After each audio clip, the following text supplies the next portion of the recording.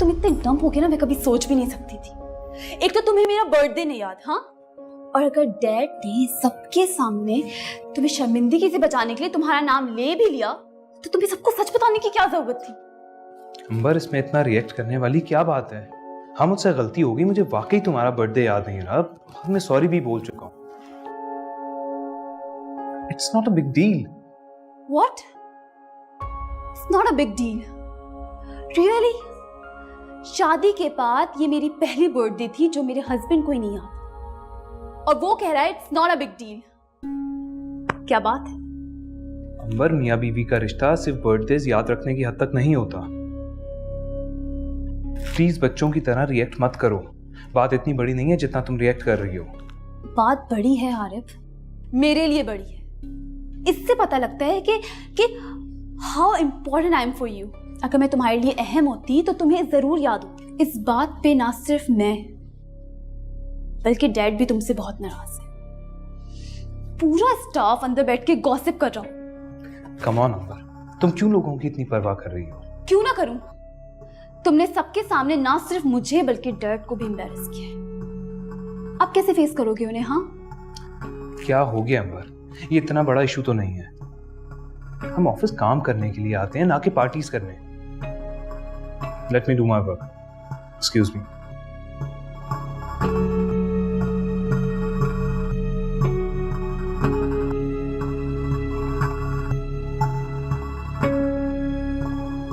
तुम मुझे इस तरह अवॉइड नहीं कर सकते हारे।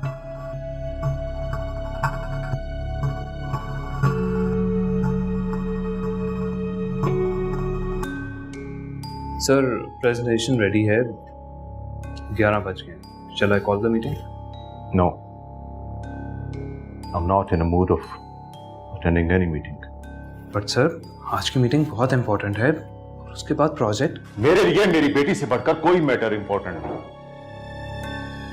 और जिस तरह तुमने उसे अपसेट और मुझे एम्बैरेस किया है ना, वो भी सारे ऑफिस के सामने। Right now, I don't want to see your face. You may leave, please. Sir, I apologize for forgetting her birthday, but I was honest about it. नहीं चाहिए हमें तुम्हारी ऐसी होनेस्टी जो हमें सबके सामने जलील कर दे। ये तुम्हारी पहली और आखिरी गलती थी, आइंदा ऐसा नहीं होना चाहिए। I'm telling you. You may leave now.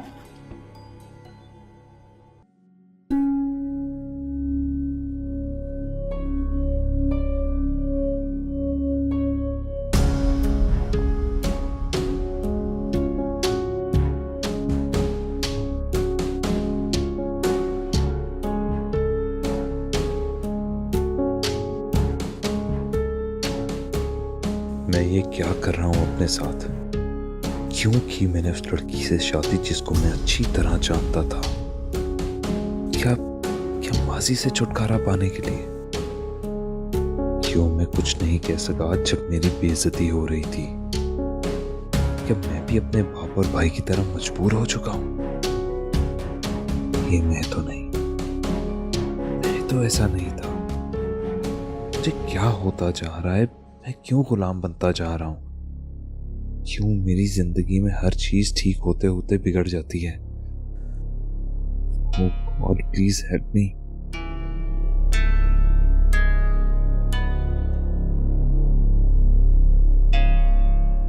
हारिम, मैं उस दिन आपका इंतजार ही करता रहा और आप आए नहीं। आई एम सॉरी सर, मैं बहुत बिजी था।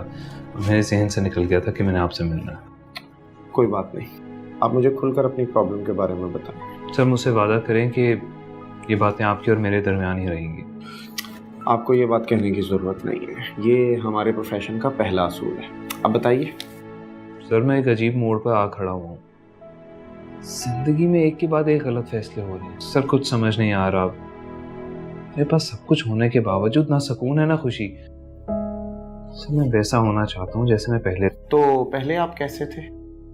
सर, पहले मैं बहुत खुश, लापरवाह, निडर, स्ट्रेट फॉरवर्ड, हसास और जिंदगी को भरपूर एंजॉय करने वाला।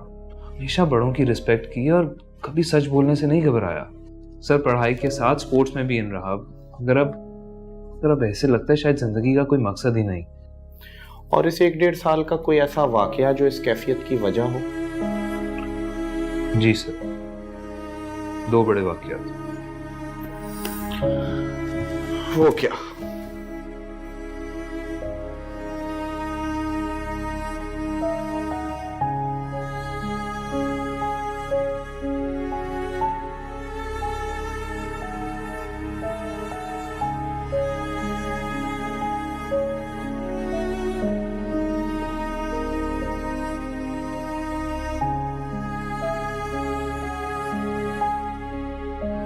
मेरी पहली शादी लव मैरिज थी और उसने मुझे धोखा दिया, इसलिए मैंने उसको छोड़ दिया और पेरेंट्स की मर्जी के मुताबिक मैंने दूसरी शादी कर ली। और अब? सर, अब मेरी वाइफ और मेरे इन-लॉज उस पर बहुत ज़्यादा डोमिनेंट हैं, क्योंकि मेरे ससुर मेरे फादर के दोस्त और उनकी कंपनी के मालिक हैं। लिहाजा ये शादी एक बिजनेस डील थी। मैंने अपने माजी से जान छुड़ाने के लिए इस शादी के लिए हाँ कर दी, मगर अब ये मेरे गले पड़ गई है। ऑफिस से घर तक यस-मैन बनना पड़ता है, जो कि मैं नहीं हूँ। I want to be myself. और पिछले रिलेशनशिप को खत्म करने का कोई रिग्रेट? जी नहीं। आरिफ, आपकी आंखें आपकी बात का साथ नहीं दे रही। आप कहते हो तो मान लेते हैं। आपने अपनी पहली वाइफ को डिवोर्स दे दी है? नहीं। वजह? She was pregnant. और अब आपने क्या सोचा है? यही कि अब मैं उसे तलाक नहीं दूंगा, इसी तरह तड़पाऊंगा। आरिफ, आपकी बातों से पता चलता है कि आपने दूसरी शादी दिल से नहीं बल्कि टेम्परेरी स्केप की वजह से की है, और लाशऊर में आप अभी तक अपने माजी में हैं। Temporary escape? जी, टेम्परेरी स्केप यानी वक्ती फरार, जिसको हम लोग अक्सर अपने मसाइल का हल समझते हैं, जबकि ऐसा करके हम एक मसले से निकलकर दूसरे बड़े मसले में फंस जाते हैं। आपकी बेचैनी और बेसुकूनी की एक वजह यह भी हो सकती है कि कहीं माजी में आपके हाथों किसी के साथ कोई ज्यादती हुई हो। अनजाने में, जानबूझकर नहीं। इंसान की एक ये आदत भी होती है कि वो जिंदगी को अपने पॉइंट ऑफ व्यू से देखता है, दूसरे की जगह रख कर नहीं। जी। वेल, हो सकता है मेरा अंदाज़ा गलत हो, लेकिन आपको इस बारे में सोचना चाहिए कि एक मसले से निकलने के लिए आपने दूसरा फैसला लेने में कहीं जल्दबाजी तो नहीं कर दी। अब आपके सामने 2 रास्ते हैं। या तो पहले की तरह बी योर सेल्फ और जो चीज़ पसंद नहीं है उसको क्विट कर दें, या फिर अपनी इस नई ज़िंदगी के साथ कॉम्प्रोमाइज़ करें और माजी को मुकम्मल तौर पर भूल जाएं। आपके लिए आसान ऑप्शन कौन सी है? सर, मुझे कुछ समझ नहीं आ रहा। मेरे लिए मजीद ज़िंदगी के साथ कॉम्प्रोमाइज़ करना मुमकिन है और मैं माजी के साथ भी नहीं रह सकता। अब मैं क्या करूं? Just relax and stay strong. आप एक पढ़े लिखे और बाशऊर इंसान हैं और एक अच्छी फैमिली से बिलोंग करते हैं। So stay firm and composed. अपने आसाब को मजबूत करें और दूसरों को अपने ऊपर हावी मत होने दें। सर, अगर दूसरे खुद को जानबूझकर हावी करें तो फिर मैं क्या करूं? Permanent escape. मतलब इस वक्त आप डू और डाई वाली सिचुएशन से गुजर रहे हैं। एक मशहूर ब्रांड है जिनकी टैगलाइन है जस्ट डू इट। आप भी उनकी तरह अच्छी तरह सोचें, और अच्छी तरह सोचने का मतलब अच्छी तरह गौर व फिक्र करना है, टेंशन लेना नहीं, और उस गौर व फिक्र के बाद जस्ट डू इट। सर, एक अजीब अनजाना सा खौफ है। जब ऐसा अनजाना सा खौफ आपको तंग करे तो आप वो काम कर गुजरें जिससे आपको खौफ आ रहा हो। ट्राई टू फेस इट, मगर दुरुस्त वक्त पर दुरुस्त फैसला करना है। अभी आप जाएं और ख़ुद को थोड़ा वक्त दें। वक्त निकाल कर रब्बे कायनात की बारगाह में हाज़री, उसकी इबादत करें, उसके आगे सजदे में गिरकर ये तमाम सवालात करें। यकीनन आपको इन तमाम सवालों के जवाब भी मिलेंगे और आपकी ज़िंदगी के रास्ते आसान भी होते चले जाएंगे, और फिर शायद आपको मेरी काउंसलिंग की ज़रूरत भी ना पड़े। Thank you so much sir.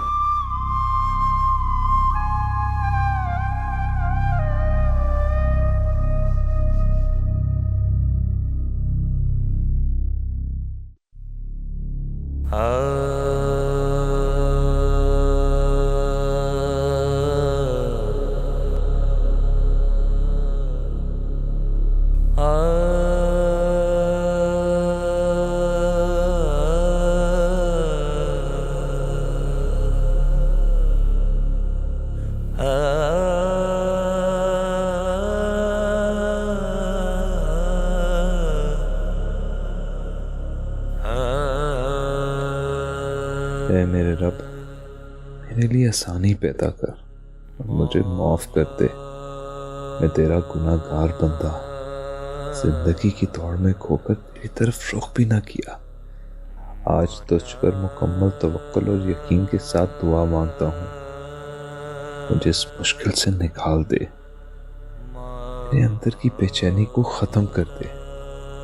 अगर मेरी ज़िंदगी और ये ताल्लुक़ मेरे अपने बेहतर नहीं तो तू उसका हल निकाल। तू मेरे लिए फैसला करना आसान कर दे, और अगर ये मेरे हक में बेहतर है तो हम दोनों मियाँ बीवी के दरमियान मोहब्बत और उल्फत पैदा कर दे। फांसी की तरफ वापस जाना नहीं चाहता।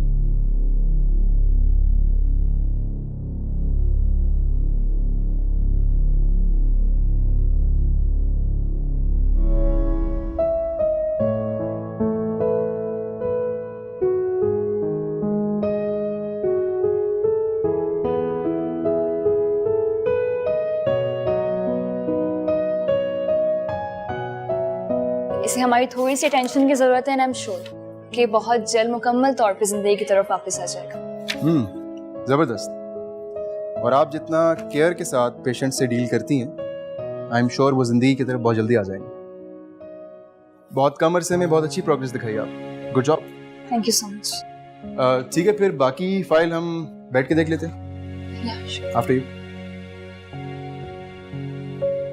जी बानो आंटी, हाँ मैं बस थोड़ी देर में आ रही हूँ। अच्छा हया ज़्यादा तंग तो नहीं कर रही ना आपको? ठीक है। ओ हाँ, आपकी मेडिसिन ठीक है, मैं लेती भी आती हूँ। हाँ ठीक है, okay, Allah Hafiz.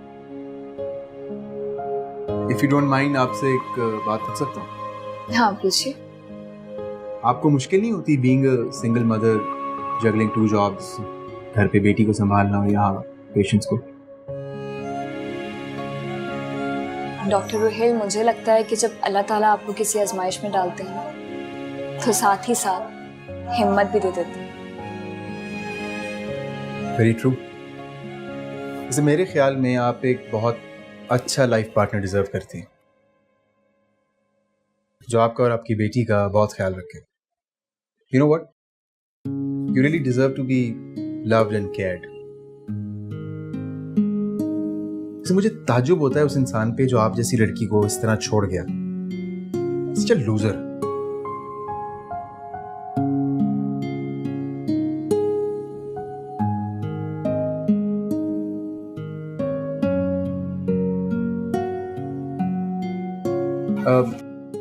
Listen, I'm extremely sorry. मेरा मतलब आपको हर्ट करना नहीं था, मैंने बस नहीं, डोंट बी सॉरी, वो बस ऐसी। ईमान, आप एक बहुत बहादुर लड़की हैं और ऐसी बाहिम्मत ख़वातीन को मैं बहुत अप्रिशिएट करता हूँ।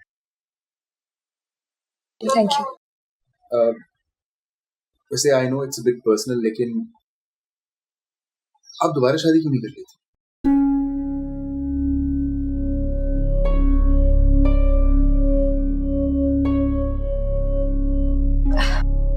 दूसरी शादी डॉक्टर, मैंने कभी इस बारे में सोचा नहीं। और वैसे भी मुझे अब अपने करियर पे फोकस करना और अपनी बेटी के फ्यूचर, और कोई चीज मेरे लिए मायने। इसीलिए तो कह रहा हूँ, अगर आपको कोई ऐसा लाइफ पार्टनर मिल जाए जो आपको और आपकी बेटी को खुशी से कबूल करे, तो फिर जिंदगी का ये सफर बहुत आसान हो जाएगा। Thank you so much for your concern doctor, लेकिन मैं इस बारे में सोचना नहीं चाहती।